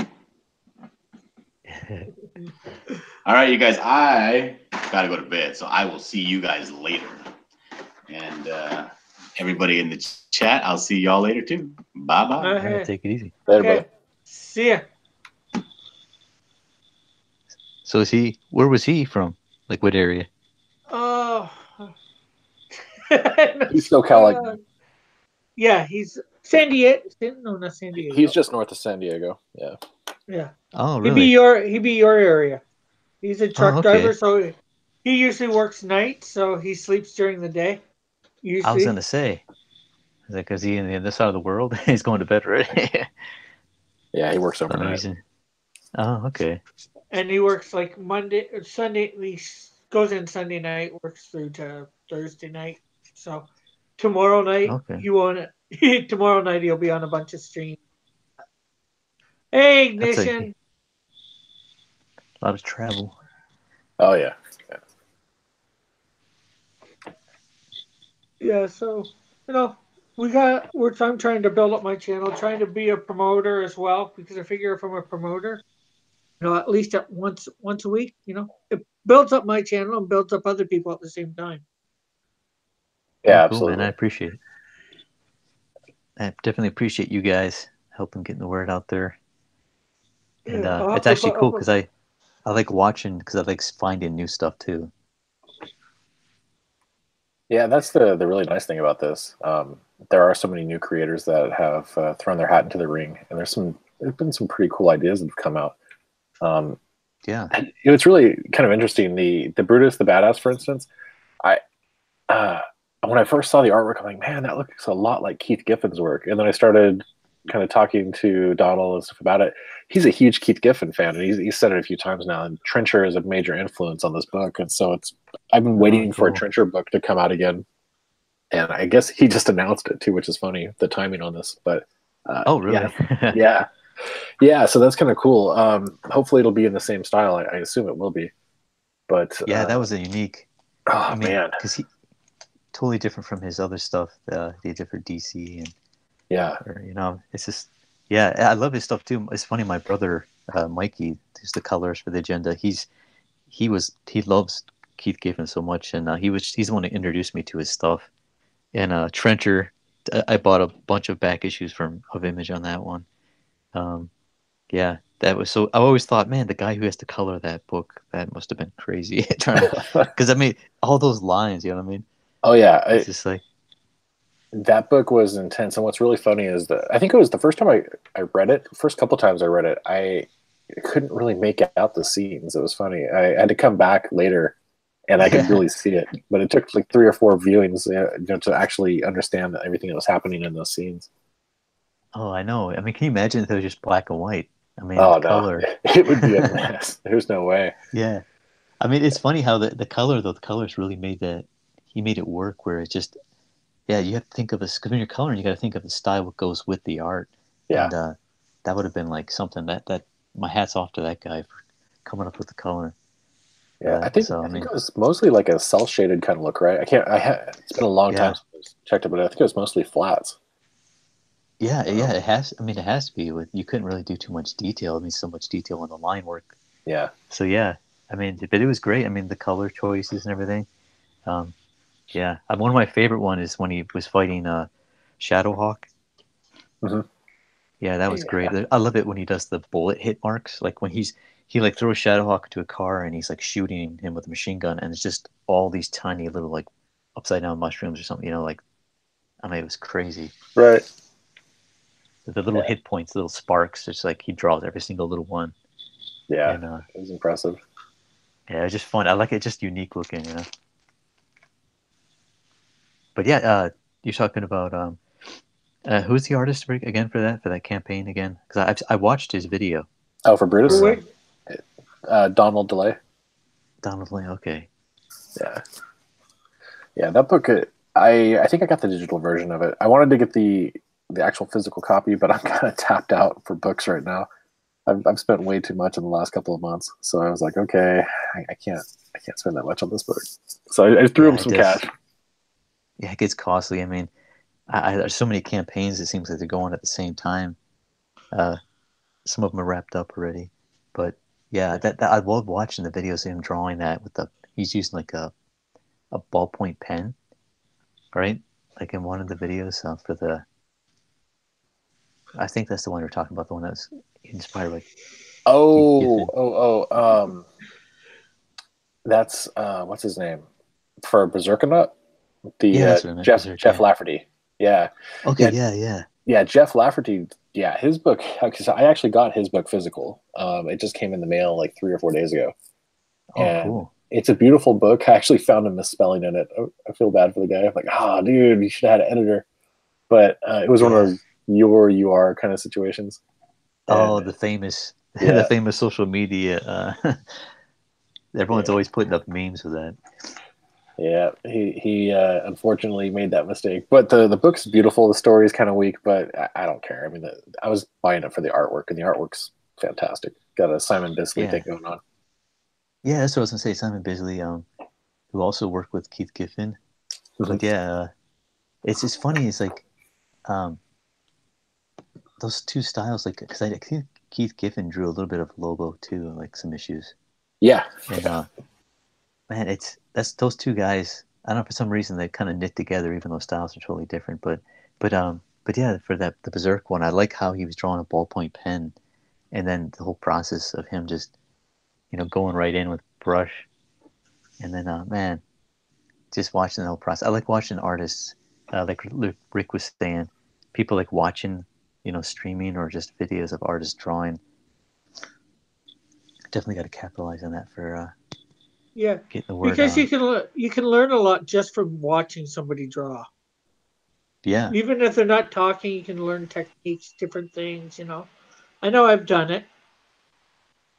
yeah, no, So yeah, it's true. I mean, that's the thing is, I try to do see when I'm trying to do some tutorial videos on my YouTube, so on the channel, I want to get some people. I want to give kind of like people can look at my stuff to help promote my stuff, but I also want to try to do things that people want to see, kind of that can help them or they can benefit from too.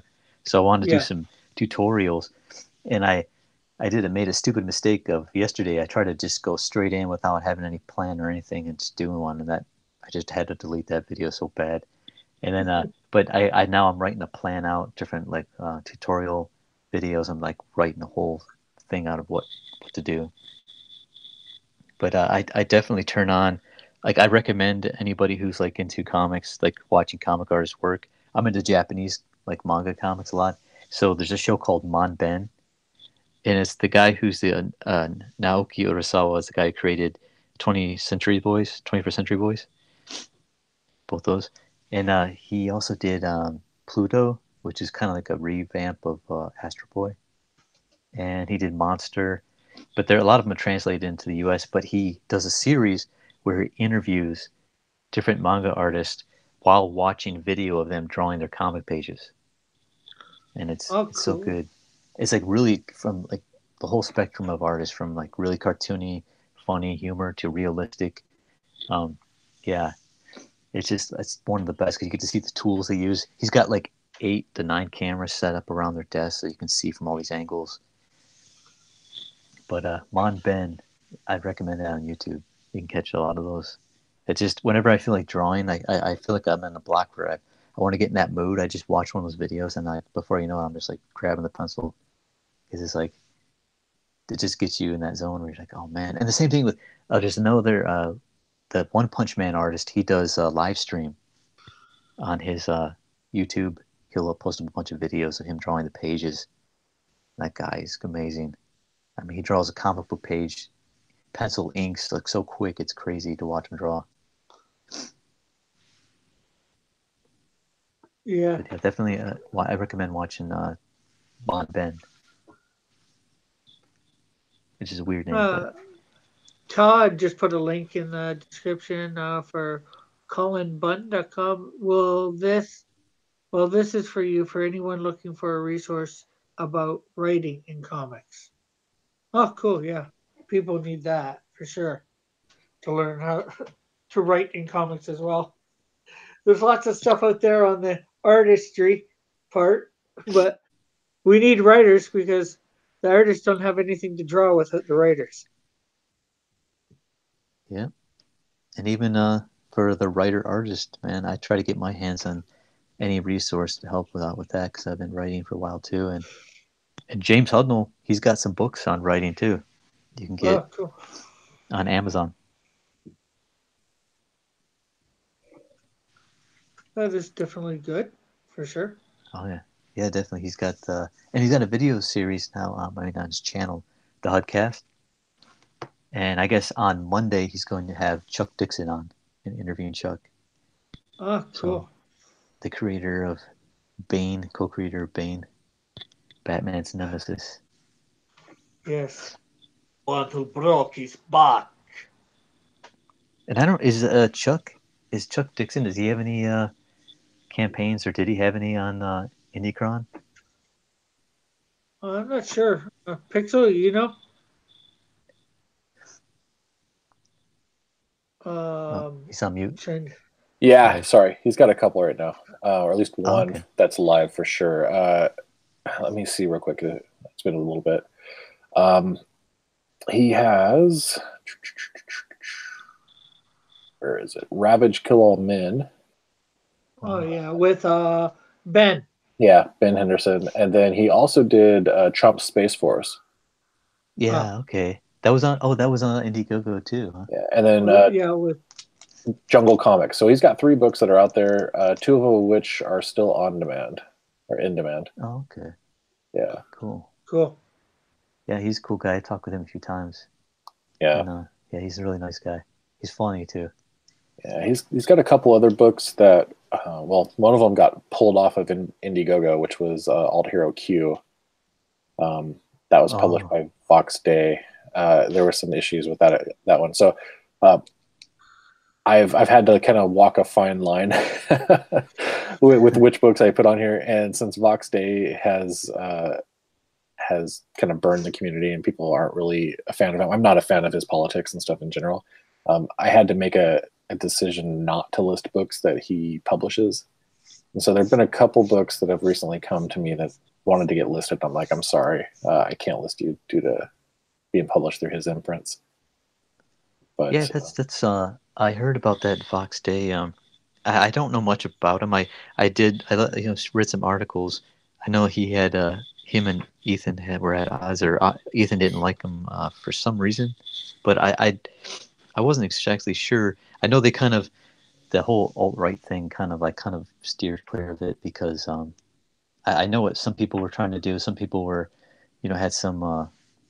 It seemed like racist leanings, but I know other people were kind of embracing it as kind of like a thumb in the eye of SJWs or people they didn't agree with. So it was kind of like I don't think they took it as seriously, but I'm like, you know what? It just doesn't sound right. They're trying to put you in a box, like, and I didn't want to be. I don't like being part of like something where it's like it's my ideology or whatever I think it's got to fit into some box because I don't know. You limit yourself, especially if you're a comic creator. You limit your fan base. yeah. I like the reason I was watching some of the Comicsgate guys. I didn't know. I heard all the crap about them, how they're a bunch of racists or misogynists and all this, and I didn't really know much about them. And I started watching some of the videos. I'm like, they don't say anything like that. They don't attack women. They don't, it's just a bunch of guys just talking about comics and joking around and kind of ribbing each other and trash talking and just it seemed like a bunch of nice group of guys just having fun talking about comics. And so I was like, I didn't really understand the hate for it. I'm like, it does make sense. It's like it's a lot of made up stuff. A lot of it, yeah. I mean, part of it. I mean, the main thing here. There's two major pieces of this whole puzzle. So and this is what kind of caused a little bit of a rift in Comicsgate over the past week and a half, 2 weeks or so. It's been building for a while, but you've got the consumer movement, which is what really started all this, where the consumers were tired of the big comic companies putting out these books that were just full of political propaganda and certain things, and that just if the books would have been written well and the artwork would have been done well, I don't think the fans would have been necessarily as upset. But it was a combination of poor story, poor art, poor politics, all kind of crammed into one, and people got sick of it, and so they revolted and said, you know what, we're tired of this. We want something different. We're not going to buy your crap. And then you've got the creators here, most of which are conservatives. Some of them are more libertarian, but most of them are conservatives. Yeah. And they kind of got pushed out. Their views weren't accepted. It was kind of like wrongthink, I guess is the way to put it. And intimidation, lack of work. They got starved out because people didn't want to work with them because of their politics. And so they came over and said, look, we we got pushed out by those guys. We want to build stuff for you, make things up, and so that became the whole commercial side of it. And that's where that split kind of came from, where the people that were first wave Comicsgate guys that were here since the beginning were all, no, this is all about us. It's about us as consumers, and it has nothing to do with the guys selling. But the guys selling are part of the movement regardless. They're the ones that are trying to produce products for the consumers to purchase. And so I'm trying to facilitate the whole thing here and just help people find their books, connect them with their creators. Yeah, the thing is, you can, ostracize, boycott DC and Marvel, but you're still not going to have comic books that you want to read. Just means the comic book industry dies. If we want the comic book industry not to die, something's got to replace DC and Marvel. Or DC and Marvel's got to smarten up. Yeah. Yeah, One of the two. yeah. You don't One want of to the two or alienate, both. Yeah. Agreed. It seems like that's what they've been doing. They've been alienating people, and instead of like acknowledging that or learning a lesson, they just double down and just blame their audience for being, closed-minded bigots or whatever. It's like, really? I mean, these people, man, these people are the most like accepting people. You know what I mean? I mean, the whole concept of like X-Men and the mutants and all that was about people who were ostracized from society and all that, and they were kind of like, the fringe group of humans or whatever. But yeah, I mean, the whole thing, the fans are just like, yeah, if it's a good story, if it's good art, they don't care who you are, and yeah, it's just kind of crazy, that craze, that political. I think Marvel thought they could capitalize on it because it was a trending thing, but it's really just a fringe, movement that's paraded as mainstream now. Yeah. Yeah. You want to put in your ideals and stuff like that, you've got to put them in low key, not so in your face most of the time. Once in a while in your face is all right, but you got to interweave it into the story where it's like it's not just some guy giving a speech on a soapbox. It's like you're interweaving it, and it's like a fun, entertaining story, and you're getting a message in the story. It takes talent, skill. Yeah, it's good writing. Exactly. So that's the way it's going to be for a while, I think. I think some of the companies are starting to look and go, okay, maybe this isn't quite working, but it's so ingrained into their culture right now that it's going to take a while for that to be cleared up. So in the meantime, a lot of these guys are just going to keep making books over here, and hopefully, hopefully people can get something they like. Yeah, the only thing I think we've got to do in the Comicsgate community is make them more affordable to get to people. Affordability is huge, and then just connecting people still. There's a lot of people that don't know about IndieCron yet. There's a lot of people that don't know about a lot of these creators, and building up the platforms. Actually, so I have to get going here in a minute, but I'm going to shill for myself again real quick. No problem. So like IndieCron, so I've got the coming soon stuff happening, but once I'm done with that, I'm immediately shifting over to doing kind of like a TV guide kind of thing for YouTube. What I want to do is get shows that have consistent schedules and list them so that people can say, oh, this show is friendly to this. They allow people on regularly. This is the time of day that they're on, and be able to provide that to people so they can see which shows kind of, and then also for people that are coming up and wanting to start their shows, they can say, oh crap, Thursday nights are full. We can't really do anything there. Let's pick another day where we can have a show that might reach more people, that kind of thing. Yeah. And that's cool. Yeah.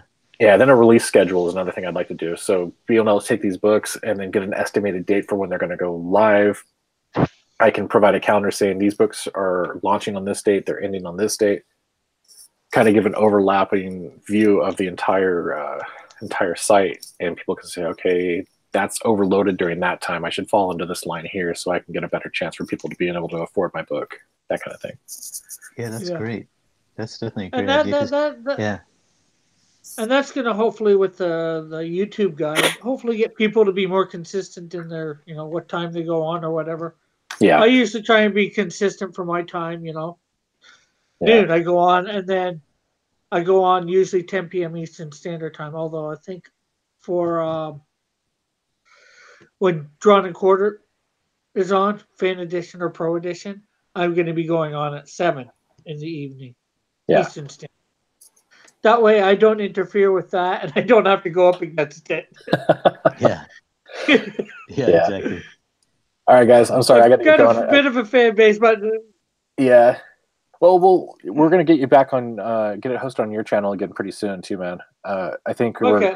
we're coming back around to needing more hosts, and I know there's a few more people that want to host it, but that haven't really had a chance to yet. But we're gonna have to start circling back through the artists again to get everybody a chance, for sure. Cool. Yeah, for sure. Sounds good. Yeah, cool, man. Yeah, I'm glad you were on here. Got to talk to you, and thank you for putting us up on there. And I'll definitely check out the stuff and try to get the word out on IndieCron too. Cool. I appreciate it. Yeah, it was a pleasure meeting you as well. Yeah, cool, man. All right, guys. I'll catch you Have a later. good one. Okay. See you, Pixel. And it is actually almost 2 o'clock, so we went up to 9 viewers. I was gonna say I think I will cut out. I've been on here for 2 hours. Oh yeah, yeah.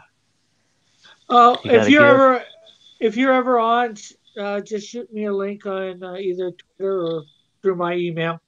You got my email, right? No, but you can message me your email, definitely.